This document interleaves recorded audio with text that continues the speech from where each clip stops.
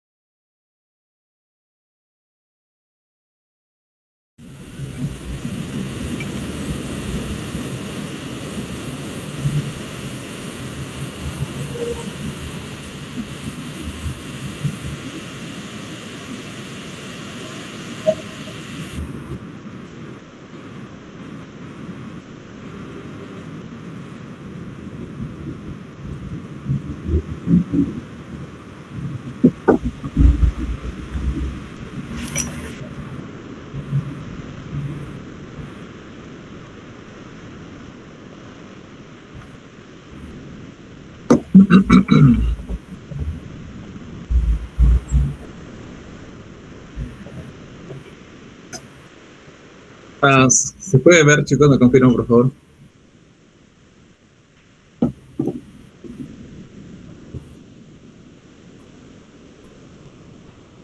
Sí se ve.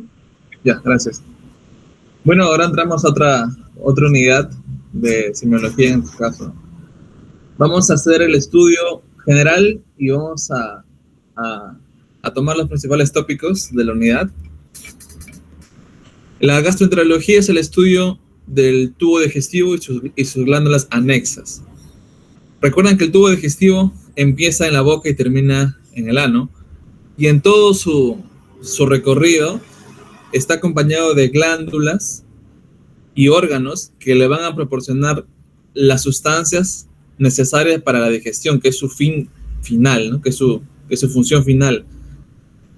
Glándulas, por ejemplo, como las glándulas salivales, órganos como el hígado, glándulas complejas como el páncreas. Hago un hincapié en la embriogénesis de los órganos, porque saber el origen embriológico de cada órgano o cada porción del tubo digestivo nos invita a entender algunas anomalías y algunas enfermedades o algunos síntomas característicos de una enfermedad, que más adelante lo vamos a explicar con mayor detalle.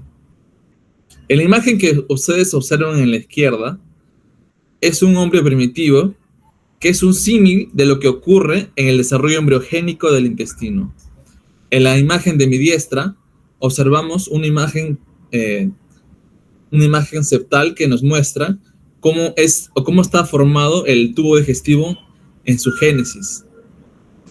El tubo digestivo, o entendiéndolo mejor, el intestino primitivo, estaba originalmente dividido en 3 grandes segmentos. El intestino primitivo anterior, el medio y el posterior. De cada porción va a depender o van a ser órganos, por ejemplo el anterior, que es el esófago, parte del estómago. Interesante el estómago porque el estómago es rotador. Después están, por ejemplo, algunos intestinos, porciones básicas del colon y el resto que es el posterior, ¿no? Entonces, comenzamos. El esófago es, en esencial, una de la porción del tubo digestivo importantísimo porque permite, primero, la deglución. El paso de la comida desde la boca, pasando por la orofaringe, ¿no? Y conecta con el esófago, que es el esófago es la porción del tubo digestivo de transición entre la faringe y el estómago. Y su papel importante es motor, o sea, tiene la función primero de peristalsis, hay peristalsis, permite la deglución y tiene como buen órgano de transición, tiene aperturas, o sea, tiene esfínteres, tanto superior como inferior. Luego de esta brevísima introducción, debo poner sobre mesa algunos síntomas que son de vital importancia para el estudio semiológico de las enfermedades esofágicas. No quiero explayarme en todas las patologías esofágicas porque, a decir verdad, son muchas, por lo que me voy a basar en algunos síntomas cardinales que nos va a permitir a nosotros tener las herramientas necesarias para hacer el diagnóstico más oportuno. Entonces, empezamos con la pirosis. La pirosis, entiéndase como el fuego, una sensación de quemadura, usualmente asociada a úlceras pépticas. Es un dolor que el paciente usualmente dice: doctor, me quema en la parte del pecho. O sea, exactamente es un dolor retroesternal, ese es el término médico. Y también a veces está asociado a la enfermedad de reflujo gastroesofágico. Entonces, empezamos con la pirosis. Luego vamos con la disfagia. La disfagia es otro síntoma importante. Y digo síntoma porque es un elemento subjetivo, o sea, que te lo dice el paciente. Tú no puedes medir, no puedes enumerar la disfagia, pero sí puedes tú anotarla según como te dice el paciente, tenerla en cuenta. La disfagia tiene 2 orígenes en la palabra etimológicamente, que es dis y fagia. Dis como que algo que no funciona bien, que hay problemas, y fagia, que es deglutir, tragar. Entonces, si nos basamos en la etimología de la palabra, el término disfagia hace alusión a una dificultad para la deglución. Nada más. Eso es todo lo que se necesita saber. Que la disfagia es la dificultad para la deglución. Pero cuando la disfagia se acompaña ya no solo de dificultad, sino también de dolor, el término cambia. Y ya no es más disfagia, sino ahora se convierte en odinofagia, que es más compleja, palabra más extensa, que nos da más información. La odinofagia es evidentemente el dolor para la deglución, como está bien escrito acá. Pero si vamos un poquito más allá, el dolor no viene de la nada, por lo menos en este caso. Es un dolor de origen orgánico. En otras palabras, es un dolor que es el reflejo de una lesión, el reflejo de una inflamación a nivel de las mucosas del esófago. El esófago debe ser un órgano muy inteligente y con mucha protección, porque debajo de este, recordemos, está el fundus gástrico o el fondo gástrico, que evidentemente está que pertenece al estómago, donde tiene un pH bajo, o sea, tiene un contenido ácido, en el cual el esófago no está, digamos, debidamente preparado para mantener ese tipo de pH. Por eso tiene esos esfínteres inferiores. Cuando hay una disfunción, por ejemplo, de los esfínteres, aparece el R, que es la enfermedad de reflujo gastroesofágico. Bueno. Otros términos que se usan en la literatura es la regurgitación. La regurgitación versus la rumiación. Entonces, en este aspecto voy a hacer un acápite. La rumiación es más un síntoma psiquiátrico. Es un símil de lo que ocurre, por ejemplo, en los animales vacunos. O sea, por ejemplo, la vaca hace rumiación. O sea, primero traga, por ejemplo, el pasto y después como que lo vomita y empieza a masticarlo nuevamente, ¿no? Ya. Algo así sucede, pero es como que, por ejemplo, el paciente, en el caso de la rumiación, el paciente traga, o sea, consume, deglute la comida, pero después lo regurgita, o sea, que lo vomita, ¿no? Entonces, eso es la rumiación. Sin embargo, se podría catalogar que la rumiación es algo voluntaria, ¿no? Sin embargo, la regurgitación es tajante en su definición, y que es involuntaria del contenido gástrico. Entonces, contenido gástrico o contenido esofágico. Por ejemplo, el paciente cenó a las 10 de la noche. Paciente trabajador, llega a su casa a las 9 de la noche, a las 10 cena, y a las 11 está durmiendo, se acuesta, está en decúbito. Entonces, eso añadido a las cargas de estrés, quizás consume alcohol, ¿no? Se le puede asociar, por ejemplo, a un reflujo. El reflujo es simplemente que se echó y de pronto ¡pop! El contenido quiso regresarse, ¿no? Involuntariamente. Eso es regurgitación nada más. Entonces, aquí todas estas son las principales patologías congénitas, anómalas, del desarrollo del esófago. De todas estas, solo quiero resaltar la de acá, la fístula traqueosofágica congénita. ¿Qué es una fístula? La fístula es una comunicación anómala. Normalmente no debería comunicarse, no debería haber conexión. Es como un túnel, en pocas palabras. Un túnel que conecta dos espacios, dos órganos. En este caso, la tráquea, se nos saca la tráquea, y el esófago en su porción media, ¿no? Entonces, hay diferentes partituras de la anatomía que nos evidencian, ¿no? Cómo es las fístulas, cómo pueden aparecer las fístulas. Tenemos esta fístula que es la más común. Es una fístula cuya porción medial se conecta con la porción media de la tráquea, ¿no? De igual manera, así, bueno. Entonces, sigamos. Bueno, algunos síndromes que son muy conocidos y que seguramente les van a preguntar en sus exámenes es el síndrome de Plummer-Vinson. Entonces, el síndrome de Plummer-Vinson es un conjunto, una gama de síntomas, ¿ok? O de anomalías. Por ejemplo, una triada. La triada de Plummer-Vinson que pertenece al síndrome de Plummer-Vinson. Ya, entonces, normalmente hay disfagia, eso ya sabemos, hay disfagia, o sea, hay dificultad para la deglución, pero a veces se le añade a membranas esofágicas, algunas membranas esofágicas.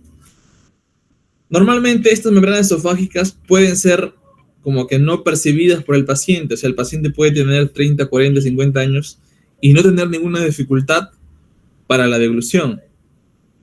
Pero por cuestiones externas, ¿no? A veces llega un punto en que se dificulta o es un factor de riesgo para hacer disfagia. Entonces, además, si a estos dos se le añade una anemia ferropénica, se le puede llamar una triada de síndrome de Plummer-Vinson.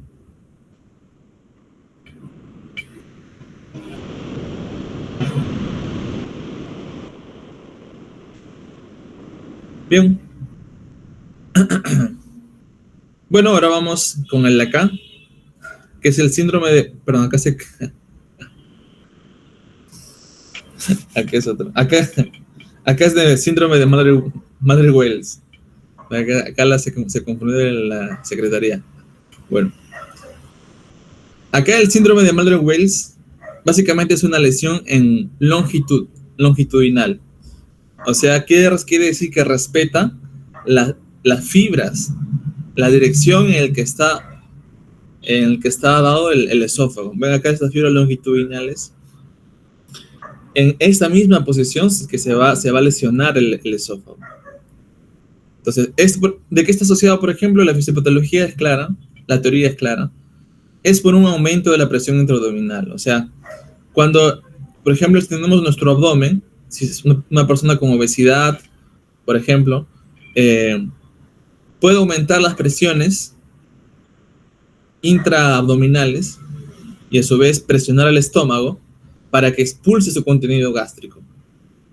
Y de esa manera causar lesión, ¿no? Causar lesiones, como acá, ¿no?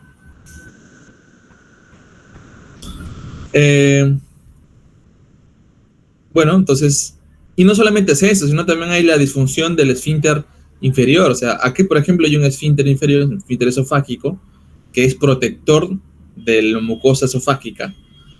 Pero cuando hay una disfunción, cuando hay fallas, puede ser por origen nervioso, estos esfínteres no funcionan y permiten el paso del contenido gástrico. Otras causas asociadas son, por ejemplo, la hipersecreción de ácido clorhídrico, ¿no? Por ejemplo, algún tumor que puede estar estimulando la síntesis de este ácido, o el aumento del ácido también puede ser un factor de riesgo. Muy bien, entonces aquí, por ejemplo, me quería detener en el caso de las membranas. Han escuchado quizás membranas y también han escuchado el término anillos. ¿Cuál es la diferencia? Bueno, lo voy a decir así rápidamente.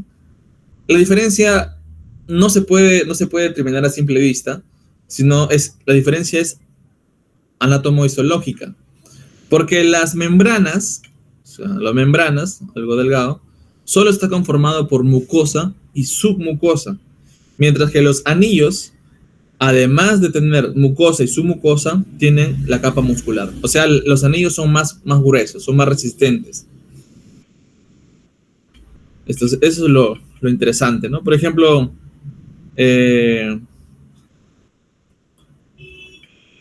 bueno.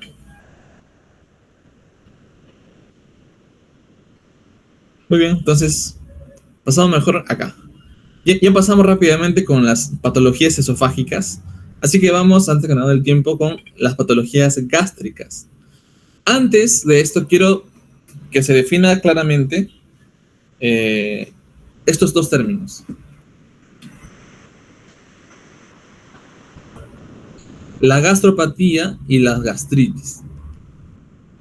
Solo vamos a analizar las palabras para poder diferenciarlos. Porque si nos llenamos de muchos conceptos, podemos confundir las definiciones. Por ejemplo, acá, gastropatía tiene el término patía y gastritis tiene el término itis. La gastritis simplemente es la lesión estomacal del estómago por una inflamación. ¿Eso qué quiere decir? Que va a haber células inflamatorias como las polimorfonucleares que son predominantes en una gastritis aguda y las células inflamatorias de respuesta adaptativa como los linfocitos que están presentes también en una gastritis crónica. Sin embargo, la gastropatía no hace referencia necesariamente a una inflamación, sino que por el contrario se desprende de esta, o sea, no necesariamente involucra inflamación. Entonces, entendemos como gastropatía a un daño, a una lesión, un daño epitelial, o sea, del epitelio, ¿no? Del estomacal, daño epitelial, que tiene la capacidad de regenerarse. Sin la necesidad, o sea, no necesariamente que esté la inflamación presente. Eso es gastropatía. Un ejemplo claro, por ejemplo, la gastropatía, lesiones puede ser múltiples, ¿no? De igual manera, la gastritis puede ser múltiples. La gastropatía, por ejemplo, puede ser la gastropatía urémica. Vamos a ponerla acá, gastropatía urémica. Normalmente la urea es excretada por el riñón, pero en pacientes que van a ver más adelante con enfermedad renal crónica, o sea, cuyo riñón no puede, no puede depurar la sangre y no puede eliminar las toxinas como la urea, entonces la urea sigue manteniéndose por más tiempo en el circuito sanguíneo. Entonces, esa urea contenida, aumentada en concentración, va lesionando los órganos. Y algunos órganos, con los cuales tienen mayor necesidad de perfusión sanguínea, como el estómago, o el intestino, o el cerebro, van a causar gastropatías. En el caso del estómago, va a causar patías. En el caso del estómago, una gastropatía. En el caso del cerebro, una encefalopatía. Y así. Entonces, eso, por ejemplo, ¿no? Por la urea. En el caso de la gastritis, de igual manera. Por ejemplo, los irritantes, vamos a hablar más adelante, como los AINES, van a causar gastritis. Van a ser más que todo factores de riesgo, pero principalmente vamos a poner al Helicobacter pylori, que este es el patógeno por excelencia de la gastritis. Y también otros asociados como los AINES, ¿no? Los AINES, el alcohol, la bilis también puede ser. La bilis. Bueno. Entonces, sigamos. Vamos acá. Entonces, la gastritis es entendida como aguda o crónica. Como toda medicina, se debe esquematizar. Y los estudiosos han propuesto que se debe segmentizar de esta manera, como la aguda y la crónica. ¿Cómo la diferencio? Solamente tiene un factor de diferenciador, que se le llama el tiempo, nada más. Histológicamente podemos quizás llegar a algunas conclusiones, no absolutas, pero sí pensar, por ejemplo, que en la gastritis aguda predomina los polimorfos nucleares como los neutrófilos. Y en la gastritis crónica, además de estos, se le puede añadir los linfocitos. Bueno. Entonces, la gastritis aguda es una lesión de corto tiempo, o sea, menos de alrededor de 3 semanas, 4 semanas, no más. Entonces, es como toda gastritis, es una inflamación brusca. Entonces, vamos a poner acá. La gastritis es una erosión. Es una erosión más inflamación. Es una inflamación rápida, en semanas, pocas semanas. Gastritis aguda. Causas son muchas. Y van a ver acá que no voy a poner el Helicobacter pylori.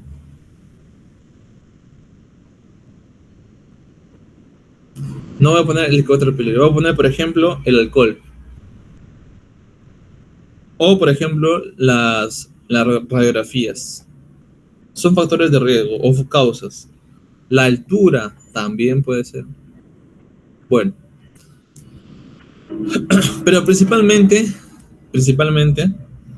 pueden ser hormonales o hipovolémicas. ¿A qué me refiero? Normalmente, por ejemplo, la piel es un protector natural, es un protector primario, ¿ok? Ante la noxa, ante el ambiente, lo externo. Y por ejemplo, cuando el cuerpo se somete a un cambio, por ejemplo, vamos a ponerlo así, acá. Y voy a poner acá el estrés. Entonces, el estrés es muy importante en la gastritis aguda. ¿Y qué es el estrés? No es que nos sentamos cansados, no. El estrés va mucho más allá. El estrés es una sobrecarga, ¿entiendes así? El estrés es una sobrecarga. ¿Es una sobrecarga de qué? De funciones. Es similar, ¿no? Por ejemplo, si una persona constantemente trabaja demasiado, no tiene momentos libres, o está muy alterada, se sobrecarga, entonces llega un punto en el que se aflige, es disfuncional, puede dar síndrome de burnout, un montón de cosas que finalmente van a mellar su salud, ¿no? Van a mellar de alguna manera su salud. De igual manera el estómago. El estómago de mucho estrés, o sea, mucha sobrecarga fisiológica, esa es la palabra, sobrecarga fisiológica, se va a lesionar. Pero ustedes dirán, pero si el estómago no trabaja, no está en el tráfico. Bueno, tiene otro tipo de sobrecarga. Es, por ejemplo, la sangre. Cuando la sangre no llega lo suficientemente bien al estómago, el estómago se estresa, el estómago se sobrecarga. Entonces, eso es importante, el estrés, la sobrecarga fisiológica. Y cuando hay este estrés agudo, por ejemplo, en el caso de una quemadura grave, gran quemado, una persona que ha sido expuesta al fuego, tiene lesiones múltiples, profundas probablemente, son personas cuya protección primaria, la piel, ya no la tiene, entonces su cuerpo va a estar expuesto primero a las noxas, o sea, a los microorganismos, a las infecciones, etcétera, etcétera. Y eso además, añadido a la pérdida de agua, porque aquí hay cambios del agua, además le añades infecciones. Entonces todo eso va a causar que el estómago se estrese. Y pobrecito el estómago, frente, por ejemplo, a cambios hipovolémicos, o sea, la quemadura, primero, lo que causa lesión y también causa pérdida de agua. Entonces se altera la volemia, o sea, la cantidad de sangre. Se altera la volemia. Y al alterarse la volemia, hay riesgo de isquemia. Entonces, ese riesgo se traduce en estómago en úlcera. Para hacerlo así, un término algo anecdótico,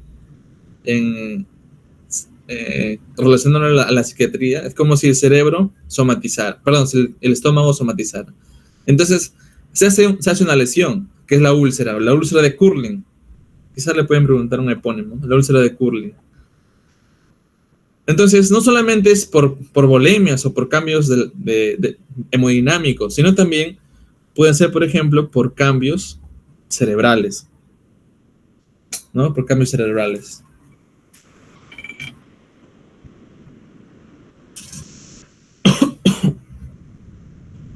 Bueno. ¿Como cuáles, por ejemplo? Entonces aquí se aparece la úlcera de Cushing. Entonces, si por ejemplo hay una lesión en el cerebro, o sea, una lesión en el cerebro se lesiona por X motivos, por un montón de causas. Entonces va a haber una estimulación de los núcleos vagales, acá, el tronco cefálico, una estimulación de los troncos vagales, y esto va a estimular una mayor actividad, ¿ok?, del nervio vago. Entonces, por ejemplo, el nervio vago lo que hace es estimular, por ejemplo,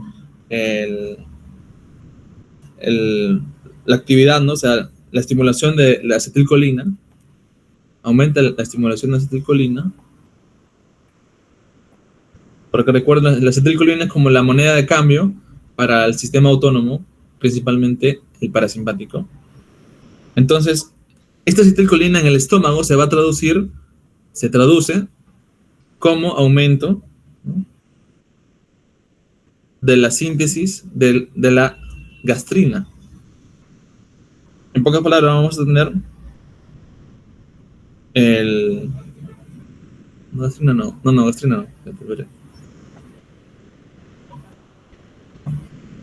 Del ácido clorhídrico.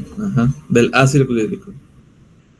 Entonces, como dijimos, mayor síntesis de ácido clorhídrico puede lesionar al estómago, porque el estómago, como bien sabemos, tiene una capa de moco,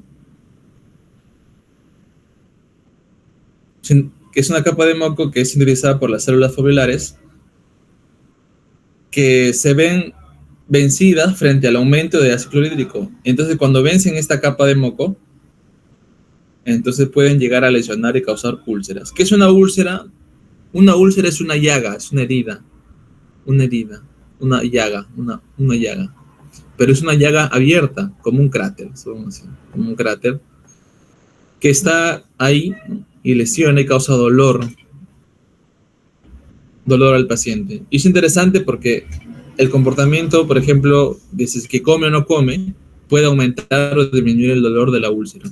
Más adelante lo vamos a ver eso en la enfermedad de úlcera péptica. Bueno, vamos a la otra carta de presentación de la gastritis. Ya pasamos de la aguda, ahora vamos hasta de acá, a la crónica. Este es un paciente con una gran data, con ya mucho tiempo de enfermedad, más de 3 semanas, meses, puede ser incluso años. Entonces, por ejemplo, acá vamos a tener que citar a la cascada de Pelayo Correa, que nos dice a grandes rasgos cómo es que la gastritis crónica puede desencadenar, o una gastritis de larga data puede desencadenar en cáncer.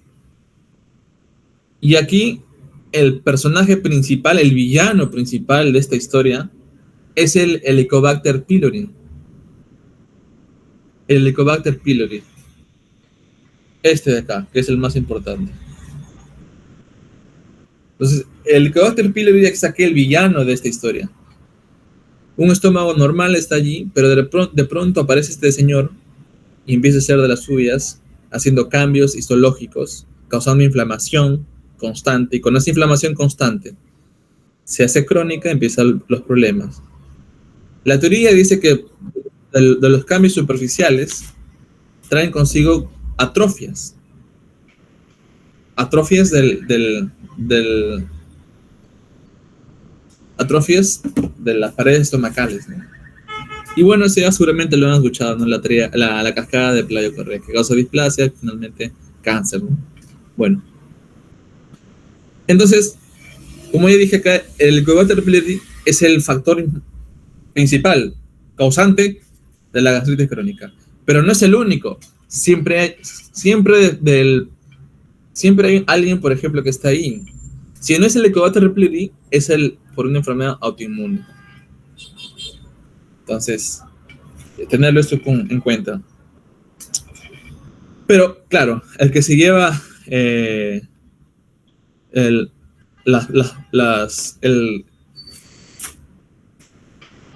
palmar de tener mayor frecuencia causante es este de acá, es el más común.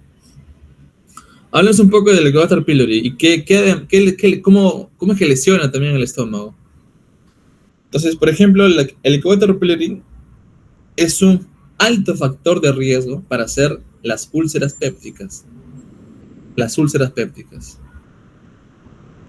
Que son dos, ¿no? Dependiendo de su ubicación.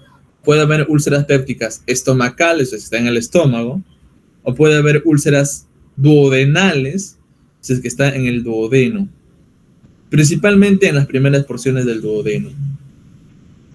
¿Ya? Entonces, además de eso, también en la literatura menciona que puede haber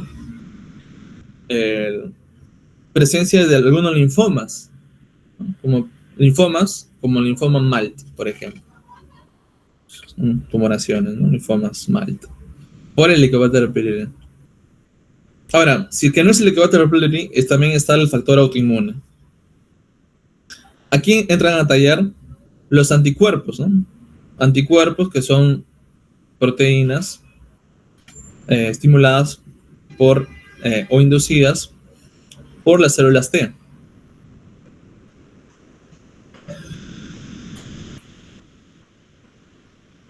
Entonces, estas células T van a lesionar algunas células específicas del estómago, como las células parietales. Van a lesionar las células parietales. ¿Y qué tienen importancia las células parietales? Que las células parietales sintetizan dos cosas claves para la digestión y para la nutrición. Primero, el ácido clorhídrico, el HCl. Y segundo, el factor intrínseco, ¿no? de Castle, que va a permitir la resorción de la vitamina B12 a nivel del ilium. Ok, entonces acá factor. Entonces, al no haber células parietales, no va a poder haber absorción de la vitamina 12 y eso se traduce con anemia perniciosa. Es un tipo de anemia. Bueno, entonces, acá, esto es importante. Hay que reconocer las lesiones según su ubicación. Entonces, por ejemplo, el estómago, esta es una porción del estómago, como ya sabemos, este es el fondo gástrico, este es el cardias, el cuerpo, que es predominante, el antro estomacal, el conducto pilórico, que está acá, que es el que comunica con la primera porción del duodeno, que es este de acá.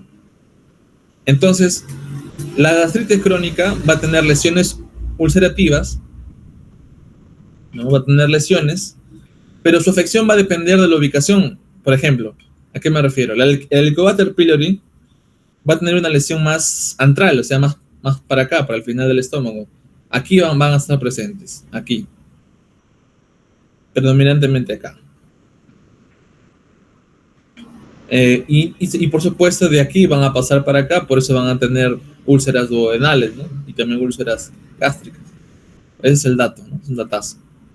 En cambio, el autoinmune también va a tener en todo el cuerpo estomacal, pero predominantemente va a tener una afinidad por el fundus estomacal, por el fondo. Entonces voy a poner acá A de autoinmune, fundus. Bueno, sigamos. Bueno, esta enfermedad es interesante, lo traigo para que lo puedan conocer. La enfermedad de Menetrier es también un tipo especial de gastritis, cuya característica principal es el pliegue, es el repliegue mucoso que crece, que se engranda. Su fisiopatología es elemental, o sea, necesaria. Se trata de una hiperplasia foveolar, ya sabemos que es el encargado, ¿no?, de sintetizar el moco. Entonces, al aumentar el moco, aumenta tanto la barra mucosa que evita, digamos, que va a contribuir a la pérdida de proteínas. ¿Okay? Entonces, eso se le va a añadir a la atrofia de células parietales. Entonces, crece tanto, y la capa de moco también crece tanto, que va a haber problemas para la digestión, ¿no? Entonces, porque crece tanto, entonces se atrofia también las sales parietales, se atrofia o se disminuye la síntesis de ácido gástrico, y además se le añade una hiperplasia que tiene la forma de arrugas, que eso lo vamos a ver más adelante. La importancia acá son los síntomas. Por ejemplo, acá tenemos baja de peso.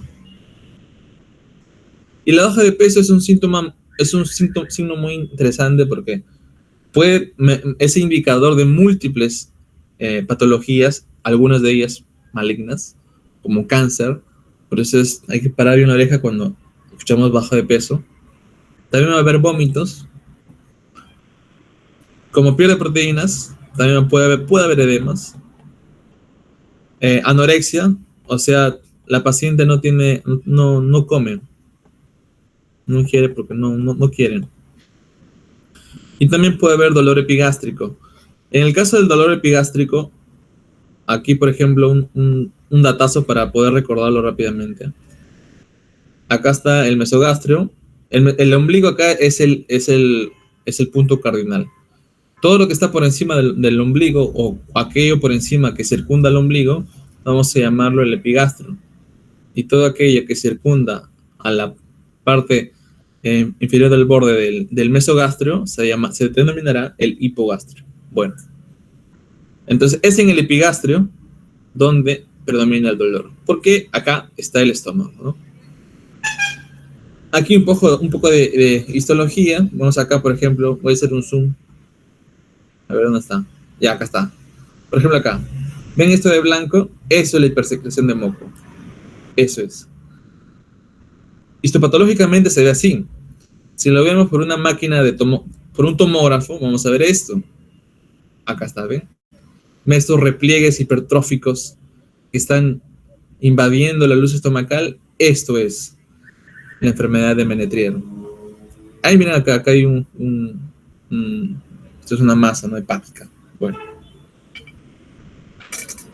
Ahora vamos con los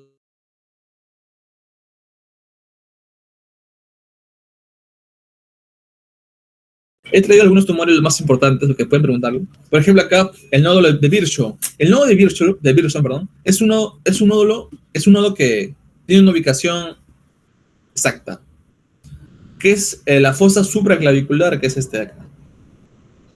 Aquí vamos a encontrar a una masa pétrea, indolora probablemente, que no es más que el drenaje, o por el drenaje, comunicación que nos evidencia un cáncer estomacal. Un cáncer estomacal.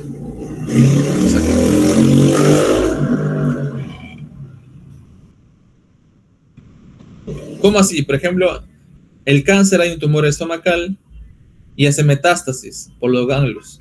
Entonces, recordemos, ¿no?, que el cuello está lleno de ganglios cervicales y también estos metástasis se van a expresar a través de estos nódulos. Y si nosotros encontramos en la fosa supraclavicular izquierda un nódulo pétreo y todo lo demás, entonces podemos sospechar, además de la clínica, evidentemente, en un cáncer estomacal, ¿no?, metastizado. Bueno. Después está el tumor de Krukenberg. Este tumor de Krukenberg es también digamos, se ubica para empezar en el ovario y es secundario, o sea, es por consecuencia de los carcinomas de tipo de células en anillo o sello gástrico, que seguramente lo han escuchado, lo van a escuchar más adelante. Células en anillo gástrico, entonces, o también puede ser por metástasis, ¿no?, o secundarios al cáncer de mama. Esto es el Krukenberg. Ahora vamos con los nódulos de Blumer-Self. Entonces aquí, por ejemplo, este de acá es un corte de la pelvis, o sea, un corte, ¿no?, por la pelvis. Esto que ven acá es la sínfisis pubiana, o sea, imagínense que está la pelvis acá, entonces esto acá es la sínfisis del pubis acá está, o hueso. Acá están los músculos recto anterior, ¿no?, los músculos del recto del abdomen. Y lo que ven acá, este colorcito de acá es el peritoneo, ¿no? Está por encima de los órganos vesicales pélvicos, que son estos de acá. En este caso es una mujer porque tiene útero, ¿no? Bueno, este peritoneo está recubriendo todo el techo de la pelvis. Y aquí podemos observar, esta es la vejiga, esto de acá es el útero, ¿no?, el útero. Esto de acá atrás es el recto y el ano. Pero entre el útero y el recto hay un espacio, ¿okay? Es un espacio que se llama retrouterino, o también, si recuerdan su clase de anato, es el espacio de Douglas. Acá vamos a poner Douglas acá. Douglas. Ya, bueno. En esta ubicación podemos encontrar una masa que también es por consecuencia de la diseminación, ¿no?, de un cáncer gástrico. Otra vez, cáncer gástrico. Nódulos, o sea, no solamente existe el nódulo de Virchow, que es el más conocido, también existe el nódulo de Krukenberg o el nódulo de Blumer-Self. Bueno.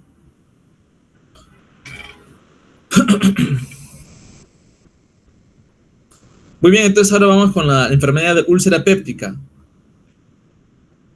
Bueno, la enfermedad de úlcera péptica trae dolor, evidentemente. Es un dolor, puede ser pirosis, ¿no?, dolor. Por eso viene el paciente a consulta. Y aquí voy a hacer un cuadro de doble entrada para poder diferenciar entre la úlcera gástrica y una úlcera duodenal. Versus dolor, infecciones por el Helicobacter pylori, otras causas importantes y el riesgo de carcinoma. Muy bien, entonces vamos con el dolor primero, que esto es lo más importante porque ustedes les van a preguntar probablemente. Es de acá, el dolor.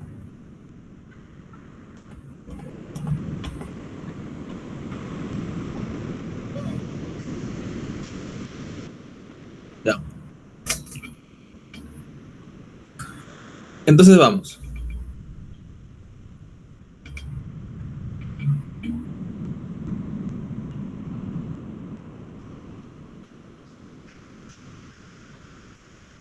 Entonces, aquí por ejemplo vamos a recordar las comidas, ¿no? Las comidas. Usualmente en las úlceras gástricas, cuando una persona con úlceras gástricas consume alimentos, tiene más dolor, el dolor incrementa cuando come. Cuando come, aumenta el dolor.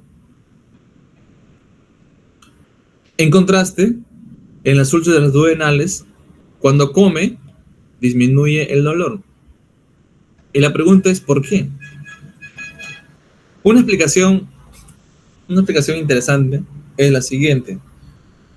En la úlcera duodenal, como ustedes bien saben, acá está el duodeno, voy a dejar acá el duodeno, acá está duodeno, segunda porción del duodeno, y en la segunda porción del duodeno está la cabeza del páncreas, acá está el páncreas, la polla de váter, todo lo demás, donde va a secretar el jugo pancreático.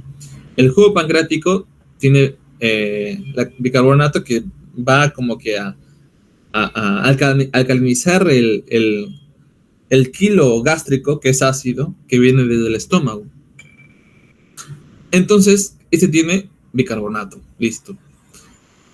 Entonces, cuando una persona come, y si tiene úlcera duodenal, esa úlcera duodenal, o sea, la úlcera que está en el duodeno, en el intestino delgado, esa úlcera se va a bañar de, digamos, bicarbonato y va a disminuir el pH, perdón, va a disminuir la acidez.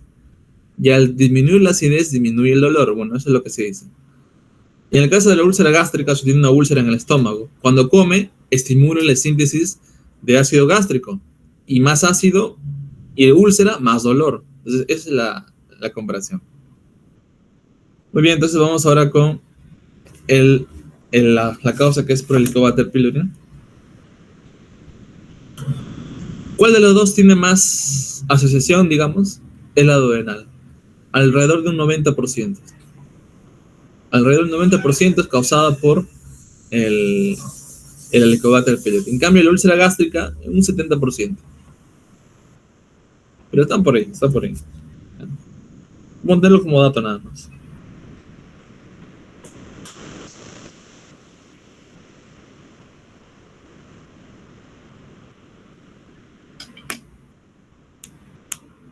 Muy bien, entonces aquí, por ejemplo, podemos añadir, por ejemplo, fisiopatológicamente, que esto se da primero por disminución de la capacidad de la barrera mucótica, ¿no?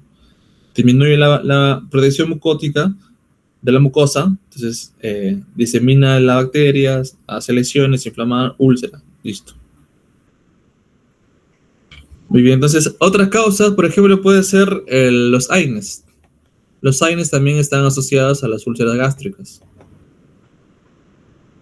En el caso de la úlcera duodenal no tanto, sino más que todo el síndrome de Zollinger-Ellison, que más adelante lo vamos a hablar también. Síndrome de Zollinger. De Zollinger-Ellison.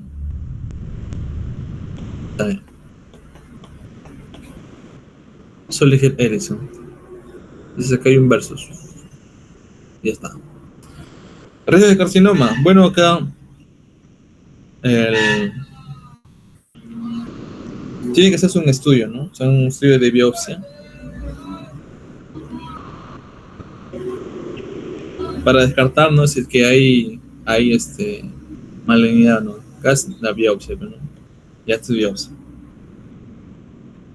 Y este de acá, en cambio, es generalmente benigna, o sea, no causa tanto, digamos, carcinoma, ¿no? Así que por lo tanto no es rutinario, voy a poner acá, no es rutinario hacer biopsia. En cambio, ¿quién viene a la de ganar? La úlcera gástrica, ¿no? Ya está.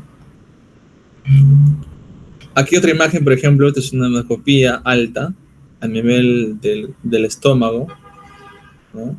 Y este es el nivel duodenal. Por ejemplo, acá podemos observar esta úlcera. Esto de acá es fibrina y además está acompañado de rasgos sanguíneos. Acá la sangre está lesionada. ¿Ves? Es una lesión, una úlcera, una llaga, ¿no? Como dije. En cambio acá, por ejemplo, esto está en el duodeno. Todo este de acá es la úlcera, ¿eh? La úlcera duodenal, blanquecina, acompañada de sangre al costado, ¿no? Probablemente acá al costado también haya otra úlcera. Aunque no, esta sangre viene de acá. Acá está. Acá hay otra úlcera, ¿ven? Ven acá, otra úlcera. Hay dos úlceras acá, ¿ven? Y acá hay sangre, probablemente por activa la lesión, sangra, ¿no?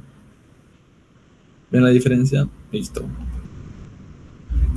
Bueno, esto rápidamente es un caso clínico interesante. Lo voy a leer rápidamente. Es un hombre de más de 50 años. Entonces dice que va acude a consulta porque tiene un dolor abdominal. Ojo acá, dolor abdominal. Persistente durante los últimos meses, ya es crónico, ¿no? Ha aumentado más o menos 4.5 kilogramos. Porque el dolor solo se alivia al comer. Ajá, solo se alivia al comer. Entonces, el paciente dice que come, ¿no? Dice que come y su dolor se alivia. Según lo que dijimos acá, por ejemplo, si es que come y el dolor alivia, podemos pensar en una úlcera duodenal. Hasta ahora. No sabemos nada más, pero hasta ahorita podemos sospechar una úlcera duodenal. Porque dice que come y su dolor disminuye. Bueno, entonces, y dice, ¿no? También refiere numerosas deposiciones blandas y malolientes. Ajá, en las últimas semanas, acompañada de náuseas. Bueno, deposiciones blandas y malolientes. Hace pensar, por ejemplo, puede ser esteatorrea. ¿Qué es esteatorrea? Es grasa en las heces. Eso es esteatorrea. No digo que lo sea, pero podemos sospechar, ¿no? Esteatorrea. Esteatorrea. Grasas en las heces. ¿Cómo es grasas en las heces? La esteatorrea, por ejemplo, a veces en la luz intestinal no se sintetiza, por ejemplo, el páncreas sintetiza jugo pancreático o el bilis, ¿no? Por ahí pasa la bilis. Entonces, la bilis, por ejemplo, hay un cambio de pH o una alteración en la membrana que no permite su absorción, por ejemplo. Entonces, la grasa no puede ser absorbida y pasa y se junta con las heces y sale en la heces grasosa. Por eso se llama esteatorrea. Bueno. Dice, los antiácidos de venta libre no le han mejorado sus síntomas, no ha tomado otros medicamentos. Ojo, mira acá. No ha tomado otros medicamentos. Su presión arterial es de 132 a 136. Está un poquito elevada, ¿no? Un poquito elevada. Su frecuencia respiratoria es 14 latidos por minuto. Perdón. Acá es respiraciones por minuto. Su frecuencia R. Su frecuencia cardíaca es 75 latidos por minuto. O sea, está bien. La exploración física revela una leve sensibilidad a la palpación en la parte superior del abdomen, o sea, en el epigastrio. Todo esto para decir que es epigastrio, ¿ok? Entonces, ¿cuáles son los siguientes? Es el diagnóstico más probable. El diagnóstico. Entonces, vamos a hacer un resumen. Primero que tenemos dolor abdominal. Dolor abdominal. Entonces, para poder afrontar un caso clínico, lo que debemos hacer primero es reconocer los síntomas y los signos. ¿Qué más tenemos acá? Aumento de peso. Importante, aumento de peso. ¿Qué más tenemos acá? A ver, dolor saliva al comer. Esto también es importante. Es un dolor, vamos a poner acá, dolor que disminuye cuando come. ¿Qué más tiene? Náuseas. Tiene náuseas. Ok, tiene náuseas. Los ácidos son acá, signos vitales, bueno, considerado normal. Sensibilidad a la palpación en la parte superior, bueno, ya está. Y ese dato importante que no toma otros medicamentos, ¿no? Como en la historia vamos a ponerlo acá. No tomó otros medicamentos. Vamos por partes. Infección por Helicobacter pylori. Infección por Helicobacter pylori. Bueno, puede ser, ¿no? Es un crónico.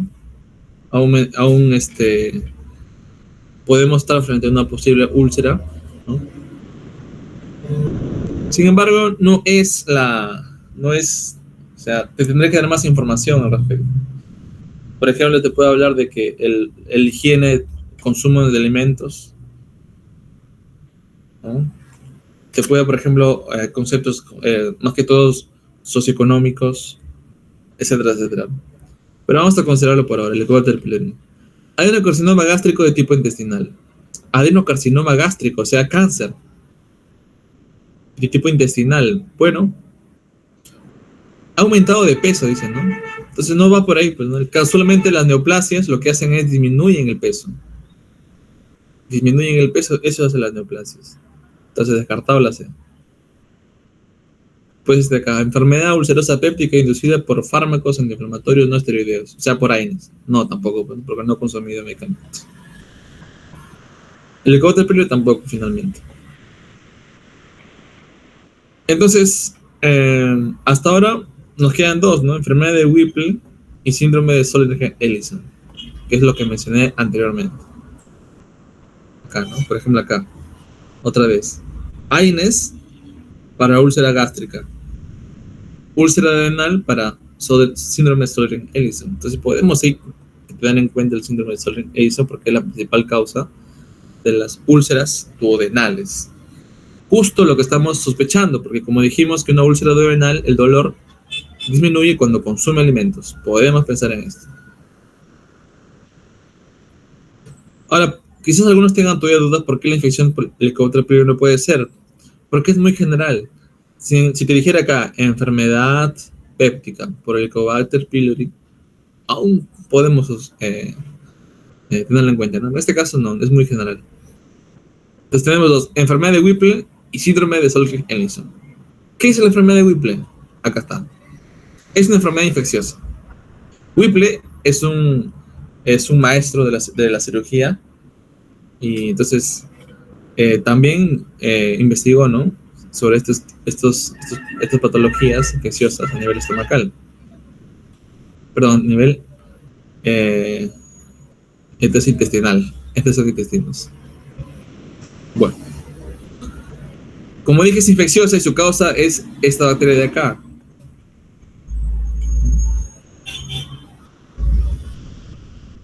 Que es el Topherema whipplei, su propio nombre, ¿no? Whipple.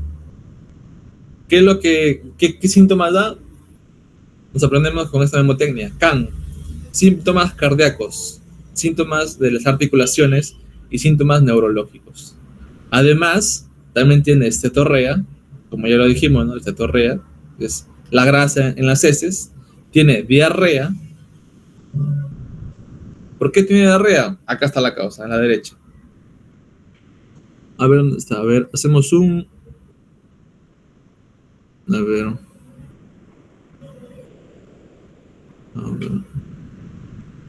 Células espumosas. Ya, acá está. Entonces, por ejemplo, acá dice las células espumosas. Básicamente bueno, esto no la pregunte, pero lo pongo acá. Básicamente es que los macrófagos se han comido las bacterias, entonces tiene esta formación, ¿no? Ahora, como hay presencia de inflamación, esto evita la absorción. Por ejemplo, aquí es el intestino, y ustedes saben que el intestino tiene una barrera celular que se llama los enterocitos, y los enterocitos permiten el paso de los nutrientes. Pero a veces, cuando hay inflamación, cuando hay presencia, por ejemplo, de macrófagos, evita esta absorción. Entonces la grasa queda allí en la luz intestinal, y esa grasa finalmente no puede ser absorbida.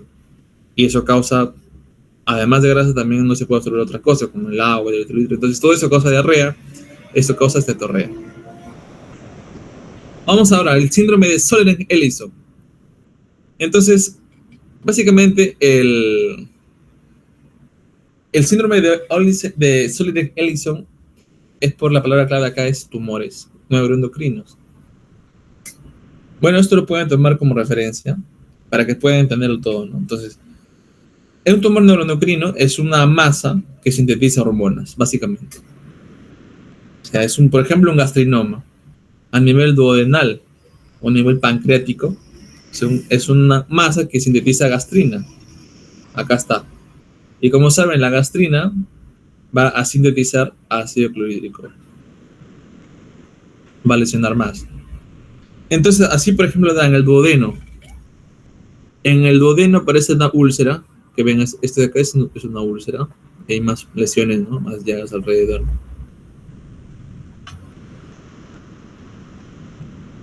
Que está cubierto, digamos, de depósitos que son hematina, ¿no? Y eso van a formar parte del espectro del síndrome de Soledad-Ellison. Úlceras por gastrinoma. ¿Cómo será la clínica? Es muy variada. Al nivel esófago da la esofagitis. Ahora, el término esofagitis solamente es entendido como inflamación del esófago. Eso quiere decir que su diagnóstico es histopatológico. Esofagitis, que puede estar presente también en el ERG. Por eso es que el síndrome de Sollers-Ellison también forma parte de las patologías esofágicas. ERG. La esofagitis, mira cómo se inflama, se altera, ¿no? Esofagitis por reflujo. Animales de torrea y también va a tener diarrea. Otra vez acá, ¿no? Esta imagen, que es por endoscopía. Una endoscopía es un tubito con una cámara que introducen acá al estómago, van por acá, pasan por el píloro, entran al duodeno y este nivel está, esta imagen, el duodeno. Para ser más preciso, la endoscopía, o sea, la camarita, ¿no? Se va hasta el nivel del ángulo de Treitz, o de Troitz, o de Troitz, como quieran llamarlo, que más o menos es la flexura, ¿no? Del duodeno. O sea, acá está el duodeno, primera porción, segunda porción, tercera porción, y en este ángulo está, hasta aquí nomás, digamos, podría ser que llega a la endoscopía alta. Hasta aquí puede ver, porque acá viene ya otro estudio, ¿no? La colonoscopía, todo lo demás. Bueno. Otra úlcera, ven acá la úlcera, ¿no? Entonces la clave... Acá. Entonces la clave en la pregunta es a este de acá, síndrome de Ellison. Bien.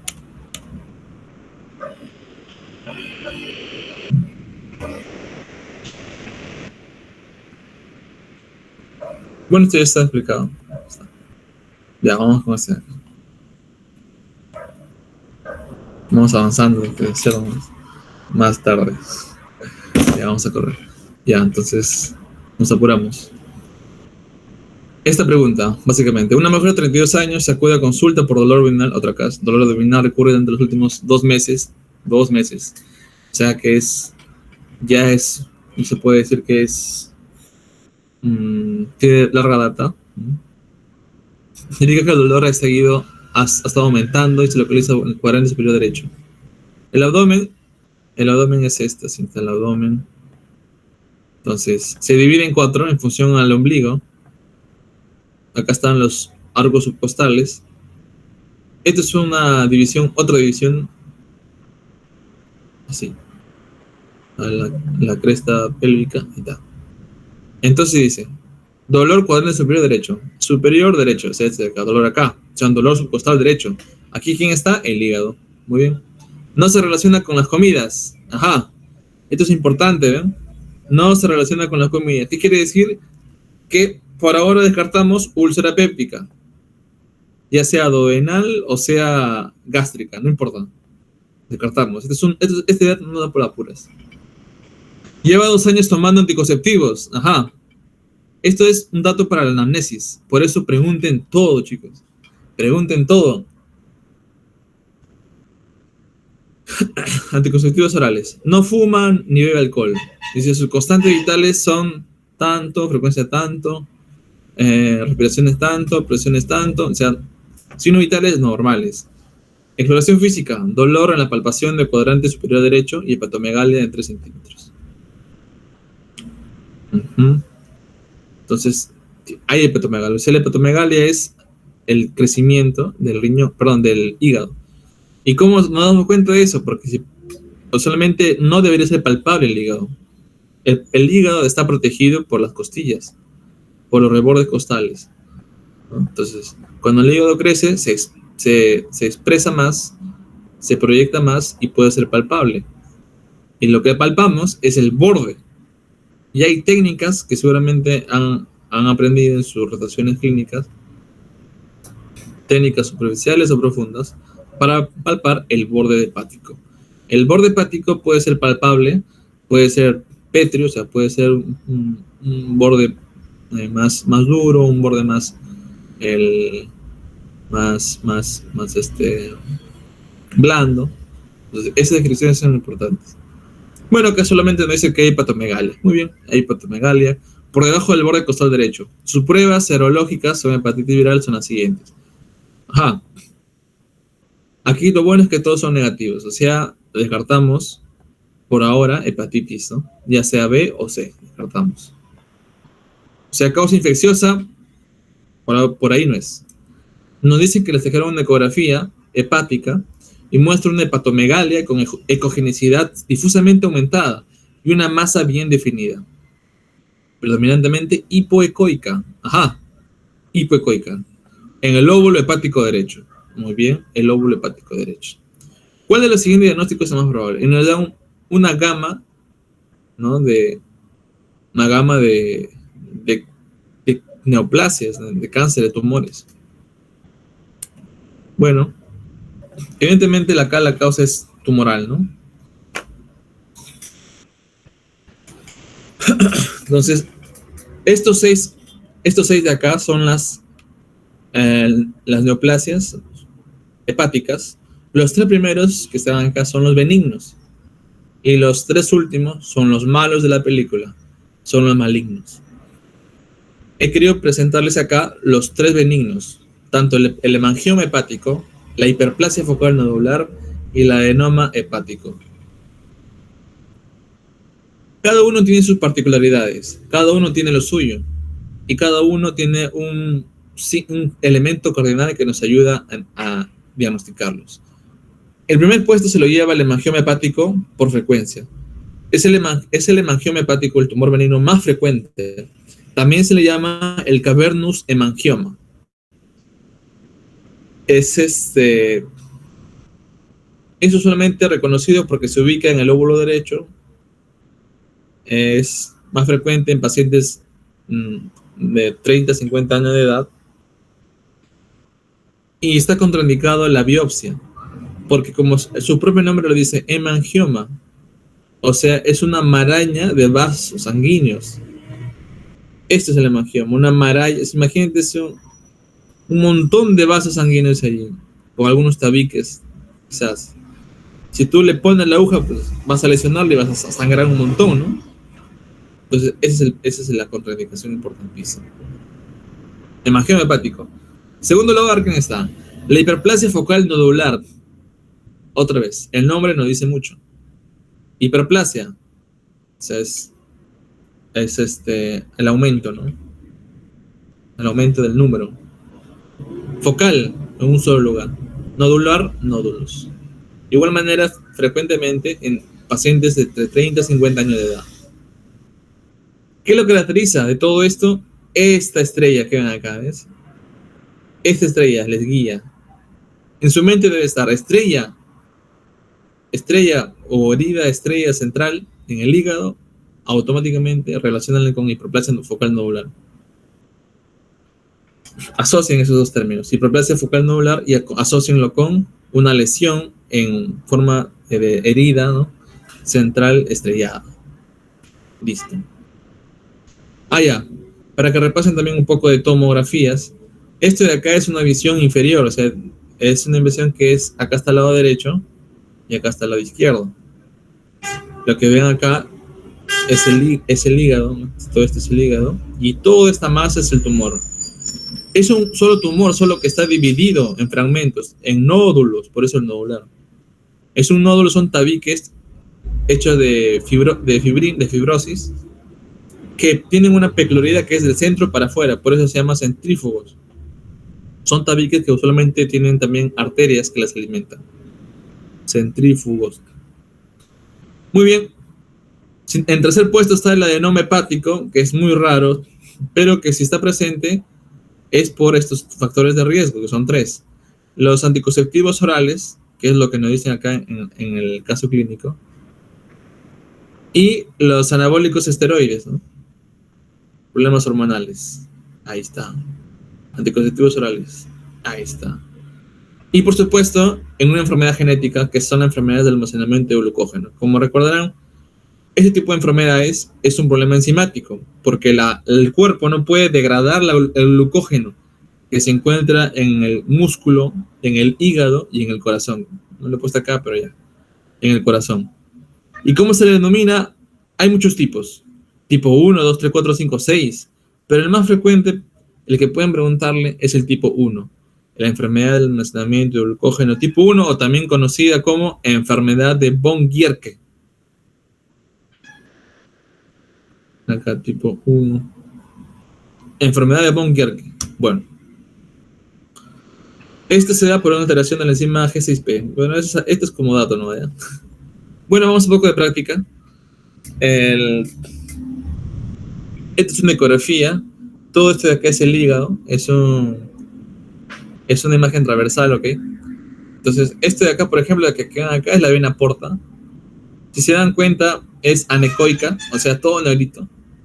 ¿Por qué? Porque tiene líquido, ¿no?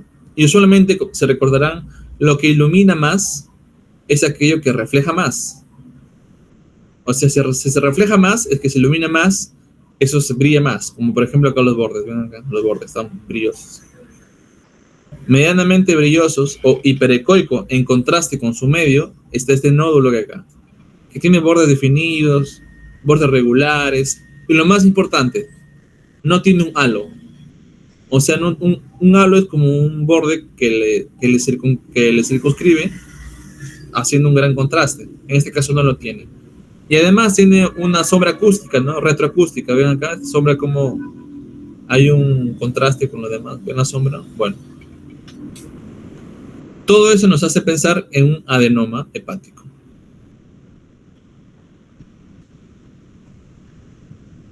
Ah, no, espérense. Ahí está el lóbulo derecho. No. Para ser más sería un tumor benigno. Ajá. Un tumor benigno.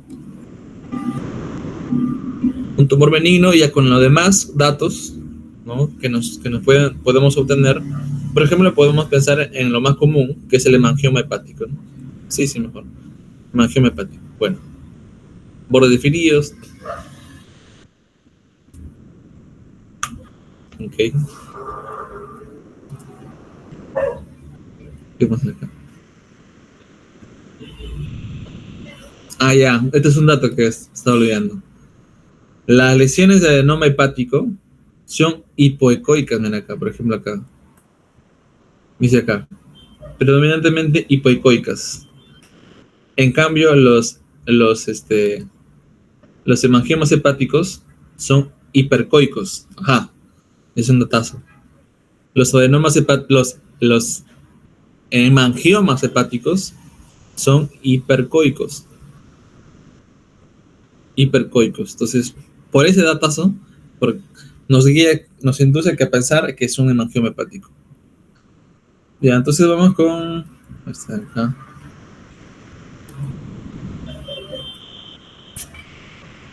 A ver, vamos a... ¿Quieres? Ya, vamos a apurarnos. Entonces está, por ejemplo, este otro casito. Un hombre de 50 años acude a consultas de seguimiento de su enfermedad hepática crónica, presenta cirrosis secundaria a una infección crónica por virus hepatitis C. Ya, diagnosticada hace 4 años. Muy bien. Hasta aquí, punto. Quiero hacer hincapié esto. La cirrosis es una lesión irreversible del hígado multifactorial. Dentro de las causas asociadas es la hepatitis B y la hepatitis C. ¿Okay? Este se transmite de nivel sanguíneo por transfusiones, puede ser por parto también, verticales,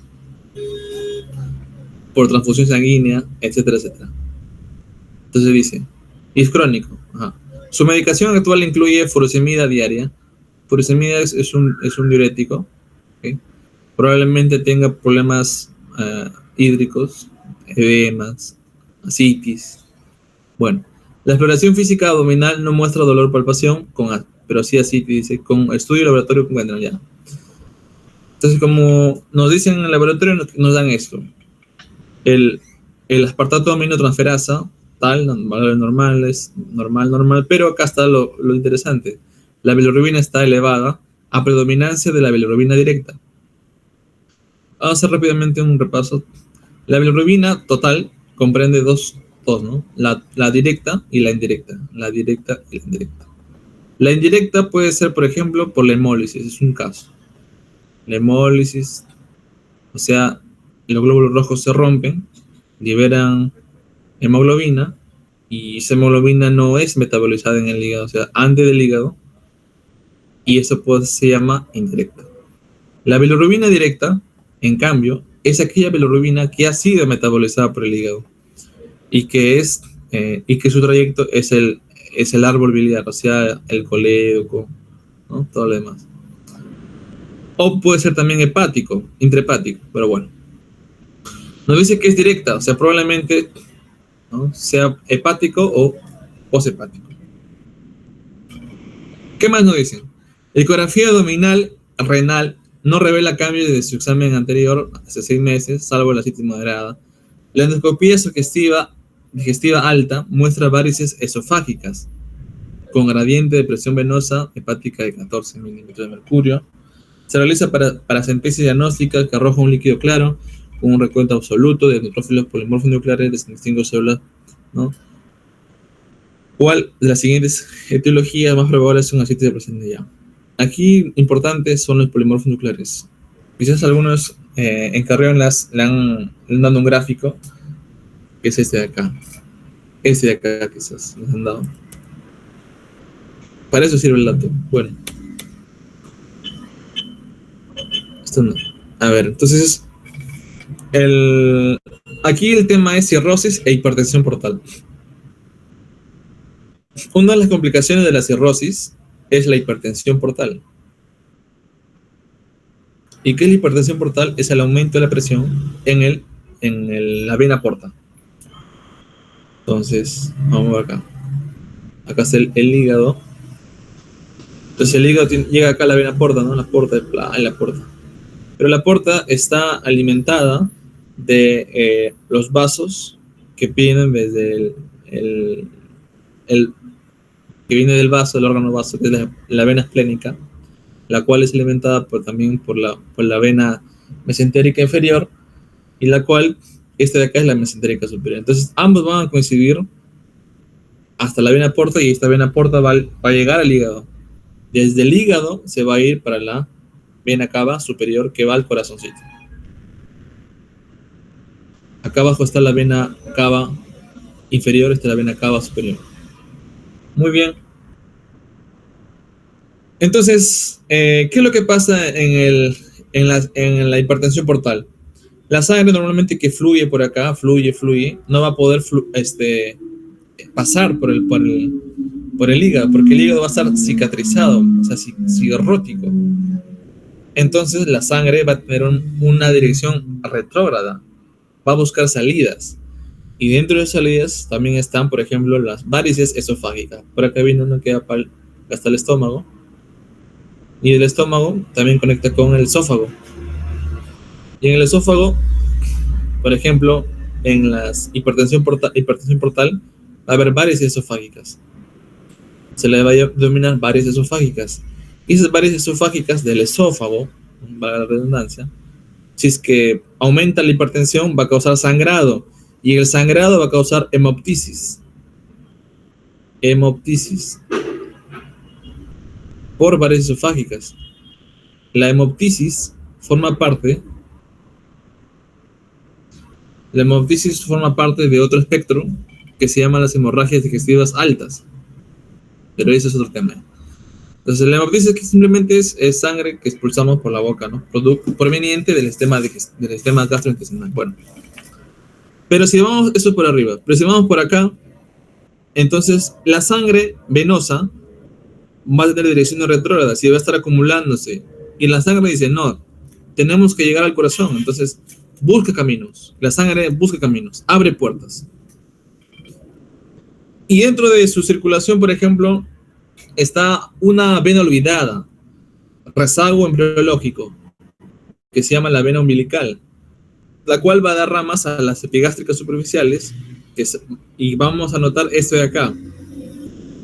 Este signo de acá se le conoce como la cabeza de medusa, o caput medusae.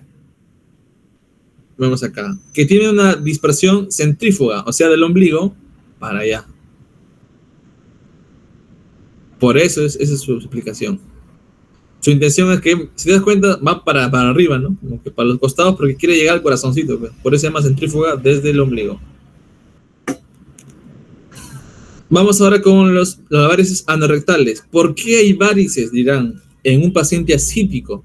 ¿Qué tiene que ver el hígado con las venas rectales? Bueno, esta es la explicación. Nuevamente, la vena porta es este de acá. Acá está la vena mesentérica inferior, que recoge toda la sangre del colon descendente, parte del colon descendente, el colon sigmoides del recto, ¿no? Pero no de cualquier recto, sino que la parte más superior del recto. Exactamente, viene de la vena rectal superior. Recordemos que el recto y el ano tiene un drenaje venoso interesante, porque comparte dos orígenes, ¿no? La vena superior, que es esta de acá, y la vena rectal media y la vena rectal inferior.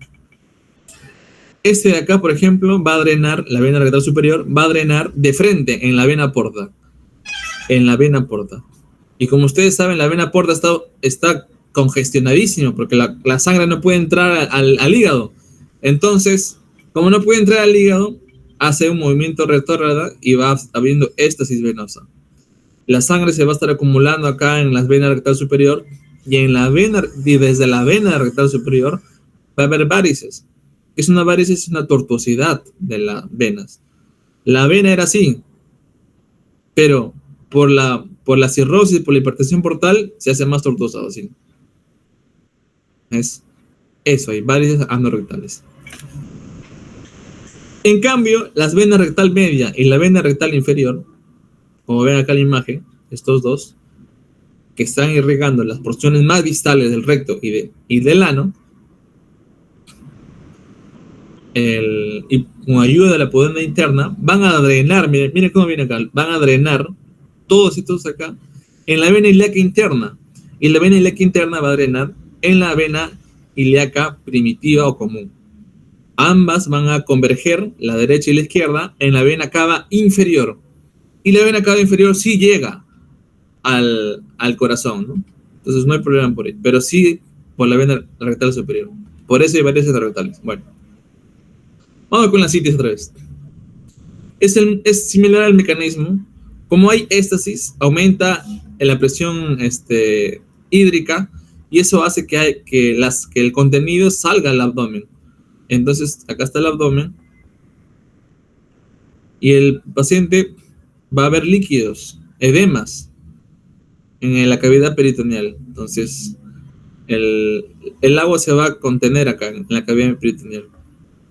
Y aquí vienen algunos signos, ¿no? El signo de la oleada, por ejemplo, el signo de la oleada positivo. Que es el signo de la oleada positivo solo te dice que hay líquido. Solo te dice que hay líquido, nada más. Esa es su chamba. Signo de la oleada positivo, hay líquido. Probablemente acítico. Ok, entonces hay líquido. Bien bacán. Aunque no tan bacano, no bacano porque...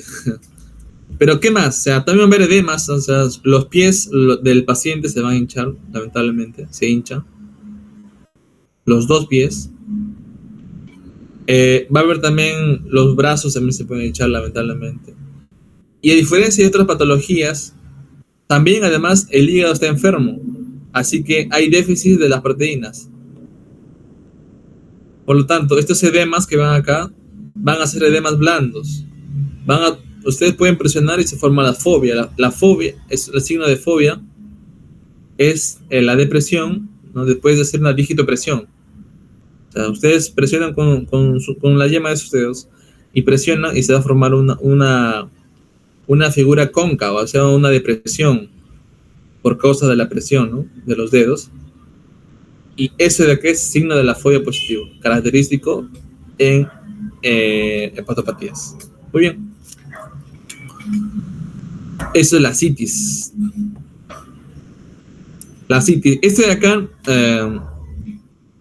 creo que también le preguntan en la agenda de Carreón, así que lo he puesto por si acaso lo he puesto acá. Esto es para manejo de CITES, pero acá lo más importante es esto de acá, la gradiente de albúmina. O sea, se hace una diferencia de la albúmina que se extrae a través de una paracentesis del, de la cavidad abdominal y se compara la albúmina con, con la albúmina de la sangre. Se compara, ¿no? Se resta los dos. La de la sangre versus de la citis. Si esa diferencia es mayor a 1.1, entonces piense en una hipertensión portal. Si es menor, entonces piensa en otra cosa, pero hipertensión portal no es. Muy bien. Después dice el diagrama, dice, si estamos frente a una posible hipertensión portal, como en nuestro paciente acá, este es nuestro paciente, ¿ok? Nos dice, ¿no? Que hay hipertensión portal probablemente, cirrótico. Entonces vamos a necesitar un estudio de polimorfos nucleares, o sea, neutrófilos, y ver, ¿no? Si está aumentado o disminuido. Muy bien. Si es mayor a 250, entonces es posible una infección, ¿no? El PBE, que es la peritonitis bacteriana espontánea. O sea, la ascitis, el edema en la cavidad peritoneal, es un caldo de cultivo para las bacterias. Es un caldo de cultivo para las bacterias. O sea, las bacterias llegan acá y van a empezar a infectar, ¿no? Y eso causa peritonitis. ¿Qué es la peritonitis? La peritonitis es la inflamación, la irritación de la cavidad peritoneal. Recuerden que la cavidad peritoneal está recubierta por el peritoneo parietal. Entonces se va a irritar. Peritonitis. Bacteriana, porque es bacteria la que están acá causando. Y espontánea, porque no hay como que una causa directa asociada, ¿no?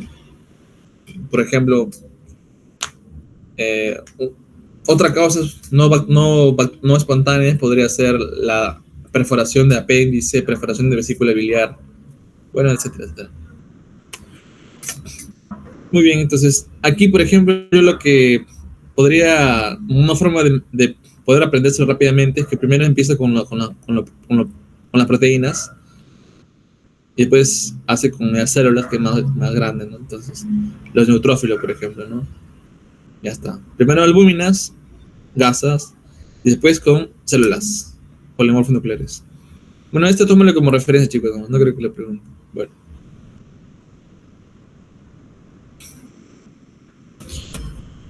Entonces, eso ya está. Y vamos al caso. Dijimos que aquí, por ejemplo, era menor a 250, o sea, descartamos peritonitis bacteriana espontánea.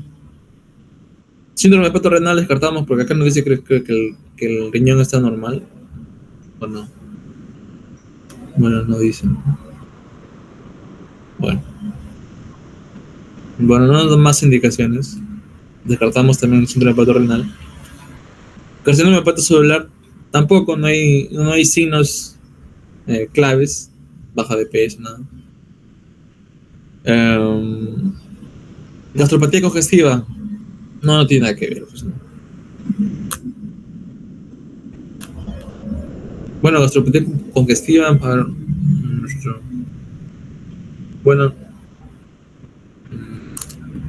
no tampoco. Nos quedamos con hipertensión portal, ¿no? Que es más clásico, que es por la cirrosis. Bueno, vamos avanzando.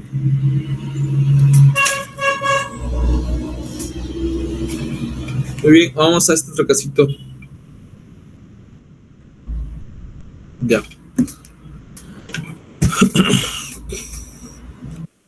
No cargues.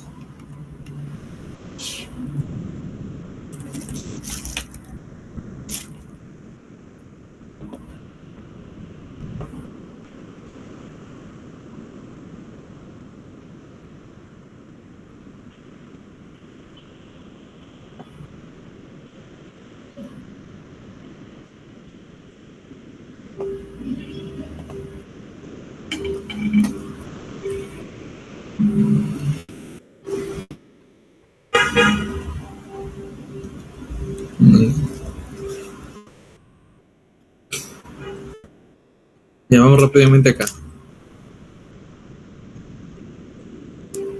Dice, una mujer de 57 años con condición de cirrosis hepática de larga data acude a un médico de cabecera debido a una pérdida de peso involuntaria. Hay pérdida de peso, vamos acá. Antecedentes, vamos acá, antecedentes. Cirrosis hepática. ¿Qué pasa acá? Pérdida de peso, signos y síntomas. Pérdida de peso. Tiene antecedentes de dolor abdominal intermitente, cuadrante superior derecho. Bueno, tiene dolor en el cuadrante superior derecho. Disminución del apetito. Hiporexia, eso se le llama hiporexia. Disminución del apetito se llama hiporexia. ¿Qué más? Durante los últimos... Ya, dice, sus antecedentes médicos son efectivos para infección de hepatitis E. Durante su primer embarazo, cuando tiene una revisión sanguínea. Dice, durante su primer embarazo, antecedentes, transfusión de sangre, importante. Transfusión de sangre. Dice que toma alrededor de 2 a 3 pintas de cerveza. Esta es una unidad algo clásica de consumir alcohol. Cada semana, en promedio, no usa tabaco. Esto es importante, de 2 a 3 pintas de cerveza. Nos dice acá que su examen físico hay ictericia escleral.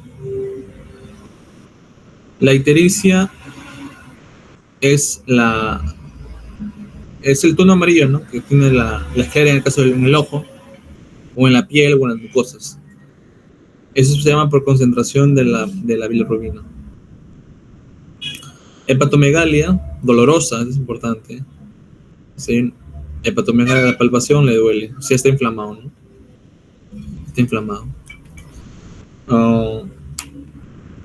Los resultados de los análisis de sangre muestran anemia leve, disminución de las reservas de hierro, tiene anemia, otro antecedente.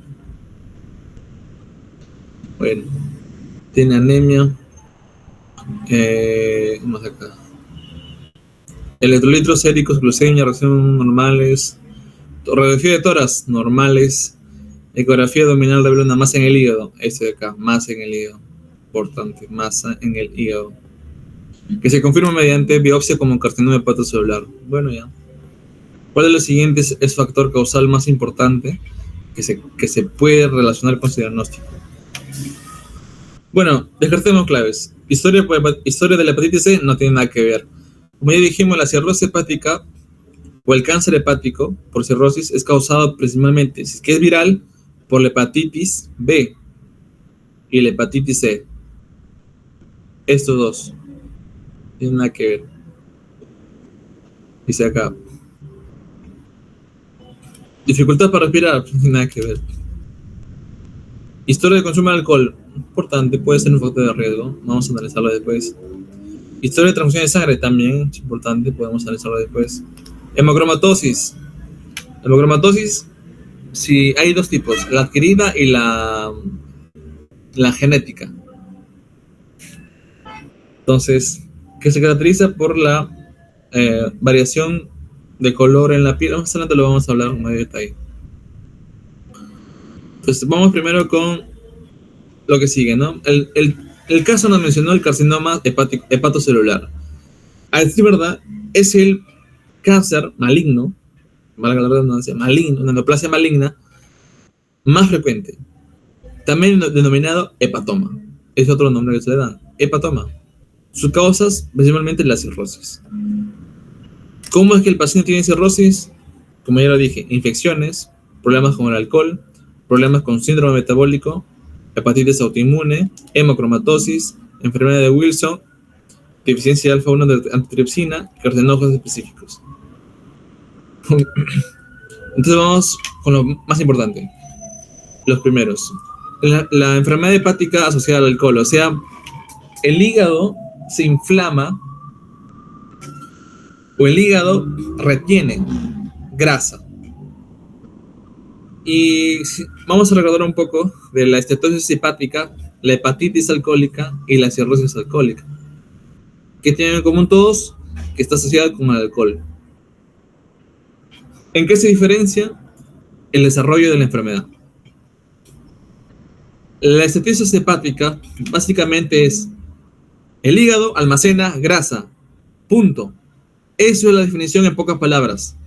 Estatosis hepática es: el hígado almacena grasa. Ya está. Y es evidentemente reversible. ¿Y de qué depende? Que deje de tomar alcohol el paciente. Entonces acá, por ejemplo, dice estatosis macrovesicular. Esto de acá, pues, lo que ven acá. Esto de acá, eso es. Vacuolas grasas que están en el hepatocito. Si el hepatocito ahí tiene su vacuola. Eso es estatosis hepática. Pero cuando esa estatosis hepática se le añade factores de inflamación, como la presencia de macrófagos, que son, por ejemplo acá, ¿no? En esta misma imagen. Si el paciente en su hígado solamente tiene estas vacuolas nada más, entonces es estatosis hepática. Pero si le añade, ven, vamos a hacer un zoom, ven como este hepatocito tiene como que arañitas, telarañas en su citoplasma, ¿no? O esta tortuosidad que ven acá, ven esta tortuosidad. Esta tortuosidad que ven acá tiene un nombre, apellido y nombre: cuerpo de Mallory. ¿Qué es un cuerpo de Mallory? Simplemente es digamos, el depósito inflamatorio, ¿no? El depósito inflamatorio que toma esta forma. Muy bien, entonces, si además de vacuolas tiene cuerpo de Mallory, tiene telarañas en el citoplasma, hay un cambio, hay infiltración inflamatoria, entonces ya deja de ser estatosis hepática y se convierte en una hepatitis, otra vez inflamación alcohólica, punto.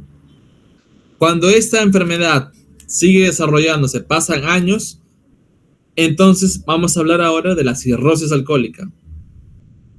¿Y cómo se caracteriza? Porque cuando le hacen una prueba, una biopsia, lo que van a notar a primera vista es un nódulo rodeado por unas bandas fibrosas, que es este de acá. Y además es irreversible. Es irreversible. Y una de las complicaciones también es el HTP, o sea, la hipertensión de la vena porta. En el casito, se recuerdan, nos dicen que toma como que de 2 a 3 pintas de cerveza. Una pinta de cerveza equivale a 20 gramos de alcohol. Pero la literatura dice que para asociar alcohol con enfermedad hepática, cirrótica, enfermedad hepática asociada al alcohol, como mínimo debe tomar mayor o igual a 80 gramos por día. Y como vemos allá, toma de 2 a 3. O sea, lo mucho toma 40 y 60 gramos por día. Así que no es un factor de riesgo, en este caso, el alcohol. Así que descartamos este de acá. Fuera.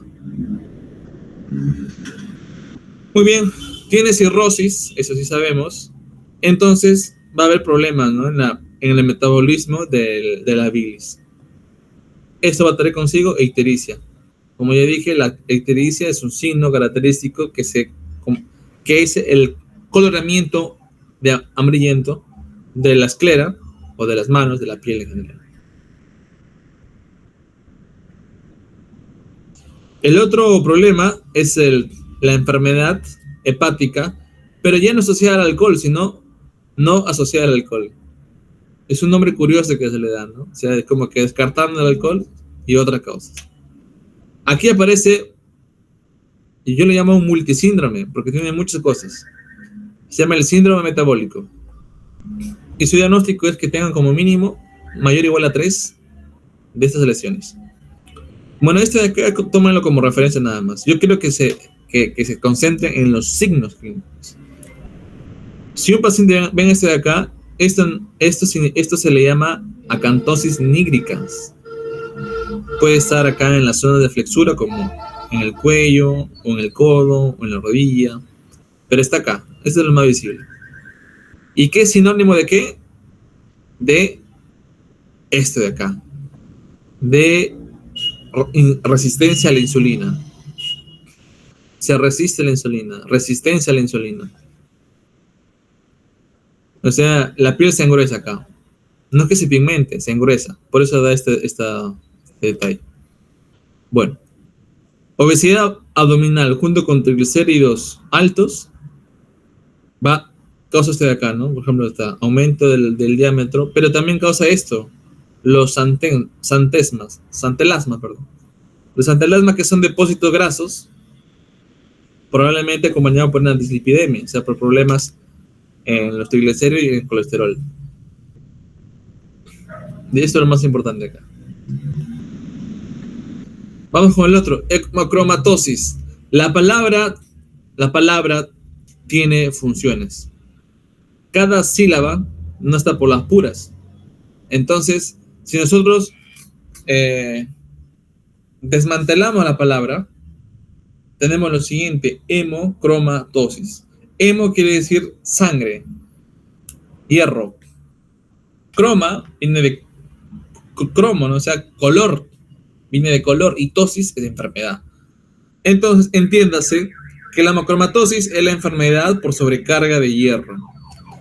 En esta imagen, que lo puse así casi toda la pantalla, es porque quiero que entiendan que la hemocromatosis es una enfermedad pigmentaria. Es una enfermedad multisistémica porque ataca también la piel. Y si se dan cuenta, tiene una tonalidad más bronceada, ¿no? Ya, eso es hemocromatosis. Desde allí empieza la semiología, desde la vista. Entonces, viendo, ¿no? Analizando los signos, los síntomas. Esto que vean. Bueno, esto es un poco de fisiología. Bueno, como les dije, la hemocromatosis puede ser adquirida o puede ser genética. Si es genética, es una alteración del gen HFE, y puesta acá como rojo Fe porque es de hierro, porque esta enfermedad lo que causa es depósito de hierro en el hígado, en otros órganos, pero también en el hígado. Este gen se ubica en el cromosoma 6, ¿eh? El cromosoma 6. Listo. ¿Qué ataca? La ipsidina. La ipsidina. ¿Cuál es la chamba de la ipsidina? La ipsidina le dice al hierro que se guarde y que ya no salga. Detener al hierro. O sea que la ipsidina es la tóxica de estas células. O sea, para empezar, el hígado, ¿no? El hígado sintetiza ipsidina a través de este gen HFE. Lo normal es que la ipsidina se encargue de que, primero, se libere menos hierro de los macrófagos, y segundo, que se absorba cada vez menos hierro de los enterocitos. O sea que actúa a nivel de los enterocitos y de los macrófagos. Estos enterocitos, de acá son las vellosidades de los enterocitos, y acá va a estar la lámina basal y los vasos, ¿no? Que van a llevar el hierro a la circulación sistémica. Si hacemos zoom acá, van a observar que en las zonas polares basales del enterocito está una proteína transmembrana que se le llama la ferroportina. La ferroportina es una proteína que permite el paso del hierro hacia la sangre, y permite también que la transferrina la lleve desde las bases hasta el hígado, ¿no? La transferrina. Y que ven acá compadre de acá, la ipsidina, va a bloquear, ¿no? O sea, bloquea la transportina. Esa es su chamba. Lo normal, eso es lo normal. Vamos con lo normal primero. Igual el macrófago, ¿ven el macrófago acá? Ya, macrófago dice. El macrófago es como el reciclador. El macrófago es una célula impresionante. Es mil oficios es el macrófago. Tiene un montón de chamba. No solamente tiene chamba inmunológica, nutricional, tiene chamba hasta que va. Es una cosa de locos. La cuestión es que, como ustedes saben, las células, los glóbulos rojos, no vive para siempre, ¿no? Tiene un tiempo de vida muy limitante, 120 días. Entonces, el glóbulo rojo pasa al vaso y en el vaso se degrada. Hay hemólisis en el vaso. Pero como ustedes saben, todo en el cuerpo es necesario y el cuerpo lo sabe aún más, el célula lo sabe aún más, así que cuando hay hemólisis de los glóbulos rojos se liberan hierro. Y el hierro es devorado por el macrófago a través de la endocitosis y permite su almacenamiento. ¿Se dan cuenta acá la ferritina cómo almacena? Ferritina. Ahí está. De igual manera, como los enterocitos tienen una proteína transmembrana que se le llama la ferroportina, o sea, como decir, la puerta del hierro, ¿no? De igual manera acá actúa la epsidina bloqueando, ¿no?, su liberación, la liberación del hierro. La epsidina es esa molécula, ¿no?, que dice, no liberes hierro al macrófago, no absorbas hierro al enterocito. Es básicamente su chamba. Eso es lo normal. Pero a veces, ¿no?, lo no normal, lo patológico, es causado por cuestiones genéticas, como están acá, pero también adquiridas, como este de acá. Lamentablemente hay una enfermedad que hace que la persona necesite un recambio sanguíneo constantemente, que se le llama la beta-talasemia mayor, que es una enfermedad hemática, que seguramente ya la han escuchado. Ya la cuestión es que la persona, cuanto más transfusiones sanguíneas haga, más riesgo de tener hemocromatosis. Más riesgo.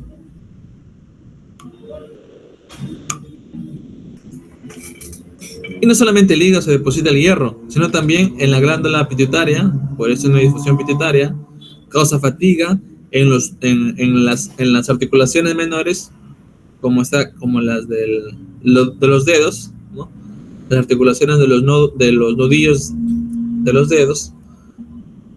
También puede haber complicaciones en adrenales, ¿no?, insuficiencias adrenales, etcétera, etcétera, etcétera. Bueno, acá de manera interesante es que aumenta la saturación de transferrina y aumenta las ferritinas. Eso es claro, ¿no? Recordemos que la ferritina, su chamba su chamba de la ferritina es reserva, ahí está, reserva de hierro, esa es su chamba, ferritina. Y la transferrina es transporte. Como hay bastante hierro en la sangre, está hipersaturado la transferrina, por eso es que está elevada la saturación de transferrina. Y como hay bastante depósitos de reserva de hierro, también la ferritina, ¿no?, está elevada. Bueno, el diagnóstico es por el azul de Prusia, porque tiñe los depósitos de hierro azul, ¿no? Como ven acá, azul de Prusia, interesante. Ahora vamos con la tríada clásica de la hemocromatosis: cirrosis, diabetes y pigmentación. Es una pigmentación que parece como bronceado, como ya les enseñé acá, bronceado, y es por eso tiene un nombre. Se le llama el bronce de diabetes. Bueno, esa es la tercera edad. De estos tres, la cirrosis es lo que causa mayor mortalidad en el paciente, lamentablemente. Y finalmente, esta es otra imagen, este es un verso, ¿no? Ya vimos el hemangioma hepático. ¿Dónde está? El hemangioma hepático. ¿Ve? Observen cómo está el hemangioma hepático. No tiene ningún halo, tumor benigno. Ahora van a observar al hepatocarcinoma celular, ¿no?, maligno. Ven, hay un halo, eso puede ser un zoom. Hay un halo, ¿ven? Hay un halo, ligeramente se nota. Hay un halo que está circunscrito a la lesión, al tumor. También se le llama signo de Diana o signo del ojo de buey. Ese halo es una lesión maligna, o sea, y probablemente por la epidemiología, por la frecuencia de la enfermedad, será un carcinoma hepatocelular, ¿no? Además vemos que hay engrosamiento de los bordes hepáticos, ¿ves? Está más blanco. Si recordamos, los bordes hepáticos en el hemangioma está más delgadito, más definido, ¿no? En cambio, en el otro no, malignidad. Es para repasar un poquito de DPI. Ya. Entonces, sigamos. Uy. Para acá. Muy bien, creo que con eso ya terminamos. Terminamos a la hora, creo, a las 11. Bueno. Muchas gracias, chicos, por su atención. ¿Alguna pregunta, alguna duda o sugerencia? Los escucho.